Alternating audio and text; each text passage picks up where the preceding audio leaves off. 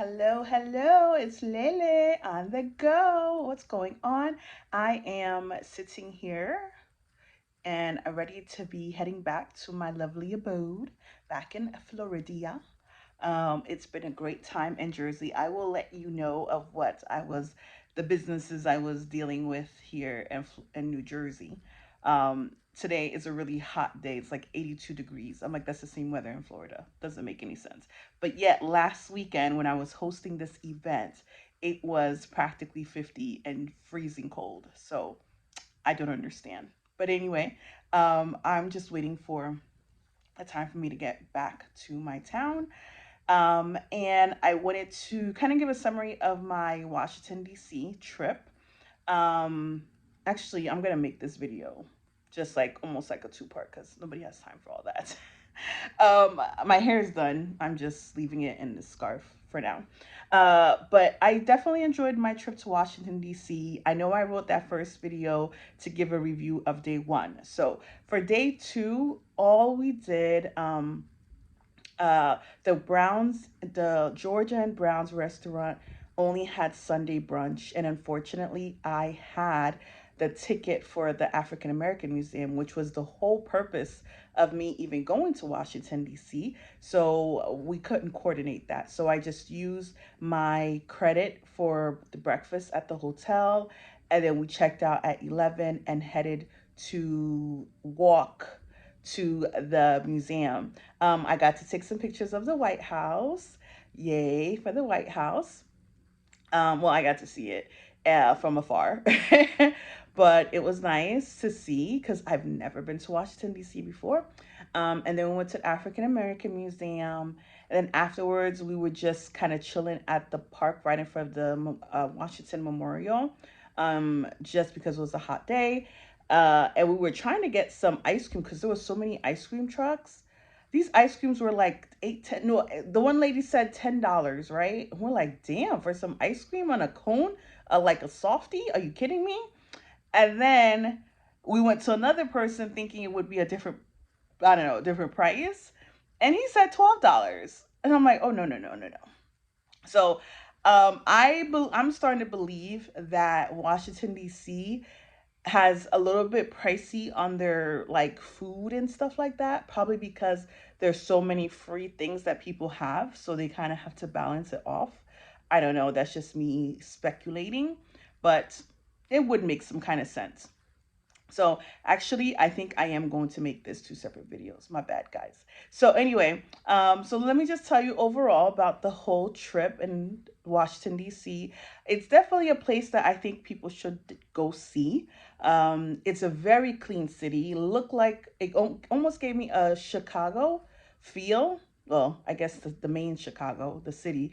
It was very clean. I didn't see a lot of tall buildings like New York or Chicago, but I'm sure it's probably because there's so many monuments, things that are more focal points of the city.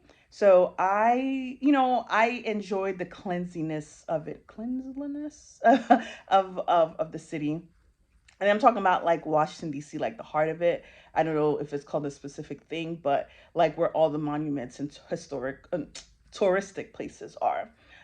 So that it was a very clean city. And it's definitely a place like if you're looking to live in a city, it definitely is a nice spot because they have great transportation. I love the train, and it was pretty decent, pretty clean, and not a lot of riffraffs all over the place. So it definitely was really nice. Also, the walkability. Like I showed you in my first video, that first day I walked over 20,000 steps, and that was just like within a 10-hour span. If I wasn't tired and didn't go lay down, it probably could have done a lot more. Also, on the second day, I walked a lot as well. So it's definitely a walkable place. And there's a lot of tourist people, all types of people coming from out of everywhere. So for me, as a person who's been living in America for a very long time, I never got a chance to see it. So I was like, okay, I can scratch it off my list. So definitely like gives you a real city feel if you're not looking to be in New York. Definitely a good place to live, not knowing details about, the inner details, but just in general.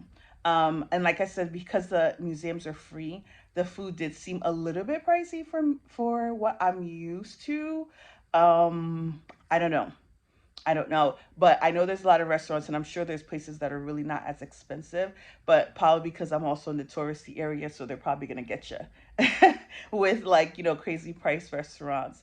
And I'm sure they have a really great nightlife because when I was researching videos of other people, a lot of people, came with for like not a solo trip, but like a group trip, and there was a lot of places where they were partying and stuff like that.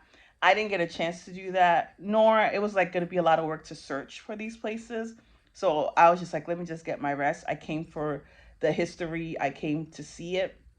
So, but if you're definitely looking for nightlife, I'm sure there's hot spots for sure that people go to. I know the hotel lady mentioned Washington Hotel or something like that. I can't remember, but it has a rooftop of a view. I remember seeing it when we were walking. So perhaps that was one of the nightlife. But like I said, it was freezing that day, so definitely wasn't going back out. Um, yeah, so those were the great things I've learned while I was in my on my trip to Washington D.C. It was a great experience overall. I think I might do like a group trip for people who I know are really good or like real history people. The archives was great to learn the information. The African American Museum was really nice. It was We were there for 4 hours, and my cousin said, "Oh, you didn't get to the other two sections." I'm like, "What other two sections?"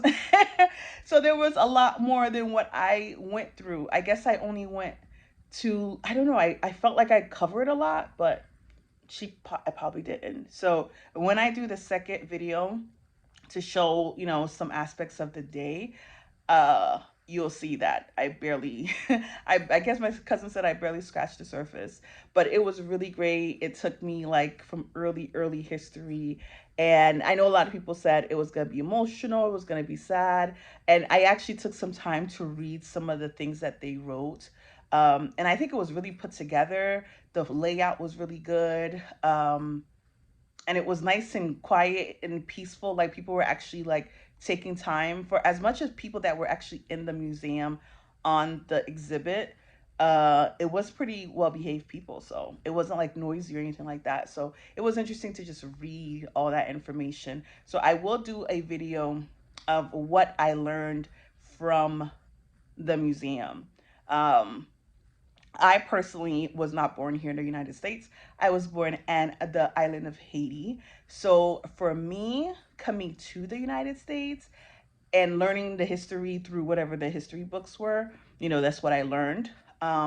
So seeing this for the very first time, or kind of, collecting or putting a lot of pieces together of the actual African American like history and their story generally, was like, okay, I got a perspective. So I definitely want to share that. I know that it may not be the most not a great topic, but I think people would like to hear a great perspective, a different perspective, as a person coming in and seeing it and kind of learning of what the history was. So, for example, I say this because for me, coming from a country that is all black people, and having a little, I don't know, a little pride of being an independent country for a very long time. Um, I see it a little, not that I see it different, but just it's just a little different for me the way I see the African American history. So that's just why I say that. But overall, the museum was really great. Maybe if somebody says, "Hey, I'm going to DC, want to come along," and I don't have to pay anything, I'll definitely just go and see the second half of the museum if possible. Um, but I mean, I definitely want to try the Georgia and Browns that everybody was talking about. Definitely not Founders Great Farmers or whatever that restaurant is called. And after I put in my review, some other people put some reviews. It was like some people thought it was the best, like really good food, and others felt like me, felt like it was tasteless and didn't really have anything good to say about it. So I guess you just have to try it and see. All right, so I'm gonna go ahead and get my stuff together. And if you're interested in my perspective of the African American Museum, stay tuned. All right, Bye.